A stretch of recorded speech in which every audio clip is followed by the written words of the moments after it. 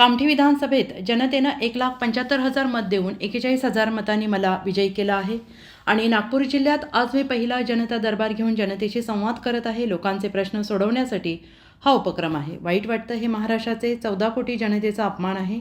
ज्या मतदारांनी मतं दिली त्या मतदारांचा अपमान आहे. महाविकास आघाडी जनतेचा अपमान करत आहे. जनतेवर अविश्वास दाखवत त्याचा अपमान करत आहे. जनतेने डबल इंजिन सरकारला मत दिलं आहे. सरकारच्या योजनांना मत दिलेलं आहे. आमचं सरकार उत्तम काम करू शकतं असा जनतेचा विश्वास आहे आणि म्हणून जनादेश मिळालेला आहे. जेव्हा लोकसभेत तुमचे एवढे खासदार निवडून आले तेव्हा EVM कशी चांगली होती. नांदेडच्या पोटनिवडणुकीमध्ये काँग्रेसचा उमेदवार जिंकला. तिथे EVM चांगली होती. EVM मॅनेज करून आम्ही 1,500 मतं अधिक घेऊन जिंकलो नसतो का. लोकसभेच्या पराभवातून आम्ही आत्मचिंतन केलं, शिकलो, पुढे गेलो आणि जिंकलो. सध्या महाविकास आघाडीवाल्यांना झोप लागत नाहीये. जेव्हा झोप लागायला लागेल तेव्हा ते शांत होतील. जनतेने डबल इंजिन सरकारला मत दिलं. जनतेने महाराष्ट्रातल्या सरकारने ज्या अत्यंत महत्वाच्या योजना केल्या त्या योजनेला मत दिलंय आणि जनतेला विश्वास आहे की मोदींच्या नेतृत्वामध्ये महाराष्ट्राचं सरकार हे उत्तम काम करू शकतं म्हणून मतदान मिळालं आहे आणि म्हणून त्या ठिकाणी आमचा मोठा विजय झाला आहे. मी कालही सांगितलं की जेव्हा त्यांचे 33 खासदार निवडून आले, काँग्रेसचे, शरद पवारांचे आणि उद्धव ठाकरेचे 33 खासदार 4 महिन्यापूर्वी निवडून आले अपक्षावर पकडून. पण मला सांगा तेव्हा तुम्ही EVM बद्दल का नाही बोलले, तेव्हा मशीन बद्दल का नाही बोलले. तेव्हा मशीन चांगली होती जेव्हा तुमचे खासदार निवडून आले. तुमचा आता नांदेडमध्ये खासदार जिंकला काँग्रेसचा एक खासदार पोटनिवडणुकीमध्ये काँग्रेसचे जिंकले. आम्ही 1,500 मतांनी पराभूत झालो. मग तिथे EVM चांगली होती. तिथे EVM चांगली होती नांदेडमध्ये. नांदेड तुम्ही जिंकली ना 1,500 मतांनी. तिथे आम्ही हरलो 1,500 मतं. मग 1,500 मतं आम्हाला घेता आले असते EVMला हे करून.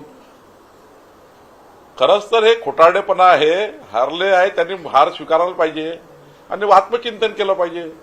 आम्ही जसं आत्मचिंतन केलं लोकसभेच्या पराभवातनं आम्ही जे शिकलो त्यातनं आम्ही आमचं आत्मचिंतन केलं आणि पुढे गेलो. आम्ही बूथवर काम केलं. आम्ही मतदान केंद्रावर जाऊन त्या ठिकाणी जनतेला भेटलो. पर्सेंटेज ऑफ व्होट वाढले. यावेळी मोठ्या प्रमाणावर जनतेने मतदान केलं आणि त्यामुळं लोकसभेच्या निवडणुकीत आणि विधानसभेच्या निवडणुकीमध्ये त्या ठिकाणी मोठ्या प्रमाणावर जनतेने लोकसभेनंतर मतदान केलं आहे. मला असं वाटतं की खोटारडेपणा करतील. 2-4 दिवस त्यांना झोप लागत नाही आहे. जेव्हा झोप लागायला लागेल तेव्हा ते त्या डोकं शांत राहील. भाजपचे निरीक्षक दिल्लीतून येणार आहेत, नेता निवडणार आहे, 29 तारखेला बैठक आहे, असं काही नाही. अजून तरी तसा निरोप नाही आहे. जसा निरोप येईल तसा कळवू. कधीपर्यंत हे मुख्यमंत्र्यांना प्रचंड उत्सुकता लागली आहे सगळीकडे. मी कालही सांगितलं की अलायन्स गव्हर्नमेंटमध्ये थोडा वेळ लागतो कारण त्यांच्याकडे कुठले मंत्रीपदं, आमच्याकडे कुठले मंत्रीपदं, अजितदादाकडे कुठले मंत्रीपदं, किती आकडा असेल, त्या पोर्टफोलिओ काय असेल, पालकमंत्री कुठल्या कुठल्या जिल्ह्याचे कोण असणार आहे, म्हणजे कुठल्या पक्षाचे असणार आहे, हे सर्व सूत्र तयार करायला लागतं. नुसतं मुख्यमंत्री आणि उपमुख्यमंत्र्यांची शपथविधी नाही आहे. तर या सर्व सूत्रात पूर्ण करून मग सरकार बनवावं लागतं. त्यामुळे त्यांच्याकडले आकडे, आपल्याकडले आकडे, त्यांच्याकडले पोर्टफोलिओ, मला असं वाटतं थोडा याकरता काही काळ जाईल पण लवकरच त्या ठिकाणी सरकार बनेल. कधीपर्यंत होईल? डिसेंबर उजाडेल की या महिन्यात होईल असं वाटतंय तुम्हाला? शपथविधी मुख्यमंत्री आणि उपमुख्यमंत्र्यांचा असं आहे की मी वारंवार सांगतो आहे की फक्त वेळ कशाला लागतो आहे. 3 पक्षाचे आपापले मंत्रीपद, पालकमंत्रीपद, त्यांचं पोर्टफोलिओ, ह्या सर्व बाबीला जेव्हा सरकार बनतं तेव्हा सर्वच बाबीचा विचार करावा लागतं. हे मुख्यमंत्री पदाची शपथ देऊन काही पूर्ण सरकार नाही म्हणणार ना. सरकारमध्ये बाकी आहे, बाकी गोष्टीचा निर्णय करावा लागतो. 3 पक्ष आहे, 3 पक्षाला काय काय मिळणार आहे त्यावरही शिक्कामोर्तब होईल आणि मला वाटतं मग सरकार बनेल. 75 तासानंतर होईल का हे? साधारण म्हणजे 3 दिवसानंतर डिसेंबर महिना उजाडेल काय? नाही, याला डिसेंबर उजाडेल की नोव्हेंबरमध्ये होईल हा काही पॅरामीटर नाही आहे. आता केअरटेकर मुख्यमंत्री आहेत एकनाथ शिंदेजी.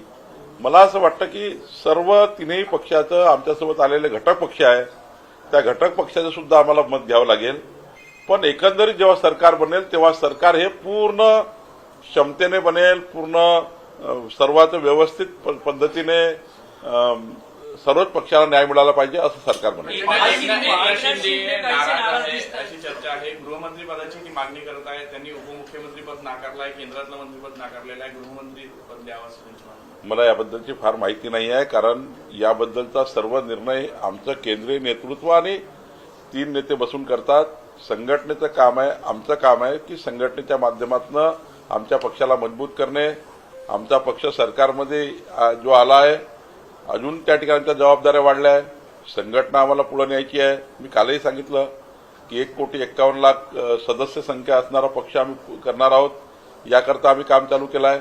शेवटी सरकार बनण्याची जबाबदारी आमचे नेते आणि आमच्या केंद्रीय नेतृत्वाची आहे. लवकरच करतील. पक्षाचं प्रदेशाध्यक्ष म्हणून काय वाटतं तुम्हाला? 132 आमदार निवडून आले. कोण मुख्यमंत्री आहे मनातला तुमचा आणि तुमच्या आमदारांच्या मनातला कोण मुख्यमंत्री? असं आहे, तुम्हाला माहिती आहे भारतीय जनता पार्टीच्या प्रत्येक कार्यकर्त्याला, प्रत्येक नेत्याला वाटतं की महाराष्ट्राचे नेते देवेंद्र फडणवीस मुख्यमंत्री व्हावे. मी मागेही सांगितलं, एकनाथ शिंदेच्या कार्यकर्त्याला वाटतं की एकनाथ शिंदे व्हावे, अजितदादांच्या लोकांना वाटतं अजितदादा व्हावे. यामध्ये मी वारंवार सांगतोय की 3ही पक्ष, आता हे तुम्ही एका पक्षाचं बाकी पक्षाचं मी सर्व सांगतोय.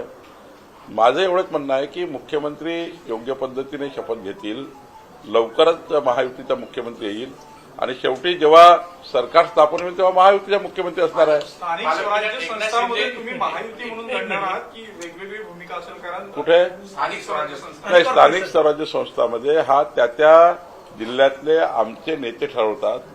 हा काही राज्याचा निर्णय नाही, ही राज्याची निवडणूक नाही. समजा पुण्यामध्ये वाटलं तर पुण्याचे कार्यकर्ते निर्णय घेतील, तिथले पदाधिकारी निर्णय घेतील, मुंबईत निर्णय घेतील. हा निर्णय स्थानिक स्वराज्य संस्थेचा असल्यामुळं त्या लेवलला जे निर्णय होतील ते मान्य करावे लागतील. पालकमंत्री पदावरून पण बरीच रस्सी हे सुरू आहे. प्रत्येक जिल्ह्यामध्ये होर्डिंग्स लागल्या, त्यांचे समर्थक दावे प्रतिदावे करताना दिसतात. म्हणून मी आधीच सांगितलं की सरकार जेव्हा बनतं ते सरकार हे सर्व बाबीचा विचार करून बनतं. कुठले पालकमंत्री कुणाचे असणार, कुठले मंत्री कोण असणार, कुठले खाते कुणाला असणार, या सर्व बाबीचा एकंदर विचार होईल आणि मला वाटतं मगच त्या ठिकाणी सरकारमध्ये योग्य पद्धतीने सरकारचं गठन होईल. हम एक है तो सेफ है असं म्हणत शिवसेनेनं मुख्यमंत्री पदासाठी अभियान सुरू केलं एकनाथ शिंदेच्या. मी वारंवार सांगतो की एकनाथ शिंदेच्या लोकांना वाटेलच नाही एकनाथ शिंदे मुख्यमंत्री व्हावे, भाजपच्या लोकांना वाटेल देवेंद्रजी व्हावे, का वाटणार नाही? त्यामुळं हा चालू राहील. पण शेवटी एकनाथजी, देवेंद्रजी, अजितदादा आणि आमचं केंद्रीय नेतृत्व बसून याबद्दलचे योग्य निर्णय घेतील आणि योग्य निर्णय होईल. त्यामुळे तुम्ही फार काळजी करू नका. आमचं लवकरच सरकार येत आहे आणि विरोधकांनी काही काळजी करू नका. त्यांनी काळजी काय केली पाहिजे, म्हणजे खरी काळजी काँग्रेसने काय केली पाहिजे, त्या ठिकाणी शरद पवारजींनी काय केली पाहिजे किंवा उद्धव ठाकरेंनी काय काळजी केली पाहिजे की त्यांचे 33 लक्ष मतं कमी झाले. म्हणजे 2,50,00,000 मतं लोकसभेला मिळाले महाविकास आघाडीला. आता 2,17,00,000 वर आले. का आले? 4 महिन्यात. का आले? कारण त्यांनी लोकसभेमध्ये खोटारडेपणा केला. मोदीजी संविधान बदलणार आहे असं खोटारडेपणा केला. लोकांना मत वाटलं की आता खोटारडेपणा आहे. आदिवासी समाजाला सांगितलं आरक्षण मोदीजी काढणार आहे. आदिवासी समाज पुन्हा आमच्याकडे परत आला. त्यांनी आम्हाला मत दिले. मागासवर्गीय, आदिवासी सर्व समाजाने मत दिले. त्यामुळं खोटारडेपणा एकदाच चालला, खोटारडेपणा पुन्हा चालणार आहे.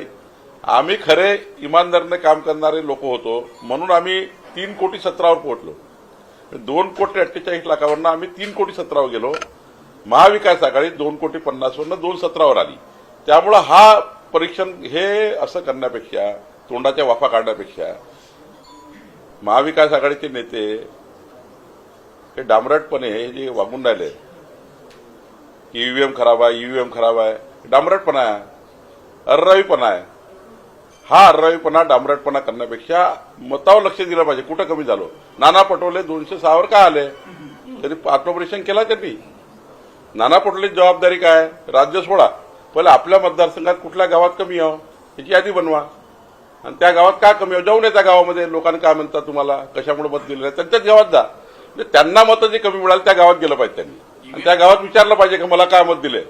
ईव्हीएम संदर्भात आता आंदोलनाची तयारी पुढच्या काळात करत आहे. म्हणजे बाकीचे प्रश्न बाजूला राहिला, आता ईव्हीएमच्या संदर्भात आंदोलन काहीतरी आपली कपडे वाचवणे जनतेने पूर्ण त्यांचा कार्यक्रम केला, करेक्ट कार्यक्रम केला आणि 440 व्होल्टचा करंटही दिला. त्यामुळं मला असं वाटतं की जनतेने काय तुम्हाला हे दिलाय, मॅन्डेट दिला, त्याचा विचार केला पाहिजे आणि त्यावरनं आपण पुढं आपला कारभार केला पाहिजे. जसं आम्ही लोकसभेमध्ये वारंवार सांगतो, आम्ही कमी झालो. मोदींच्या निवडणुकीमध्ये आम्ही मतं देऊ शकलो नाही, आम्हाला मतदान नाही मिळालं जनतेचं. आम्ही काही नाराज थोडी झालो, आम्ही ईव्हीएमवर काही खापर थोडी फोडलं. आम्ही आत्मपरीक्षण केलं आणि आम्ही त्यातून काही शिकलो. हरण्यातून शिकावं लागतं आणि शिकून जिंकावं लागतं. त्यामुळं आम्ही आमचं काम बरोबर केलं आहे. पण जे आता पराभव सहनच करायला तयार नाही आहे आणि पराभव हा ईव्हीएम फोडायला तयार आहे, तर पुन्हा पराभव होईल त्यांचा. म्हणजे आता जे काही निवडून आले 45, तर पुढच्या काळात त्यापेक्षा कमी होतील जर असेच करत राहिले तर. आत्मपरीक्षण केलं पाहिजे, काय कशामुळे झालाय.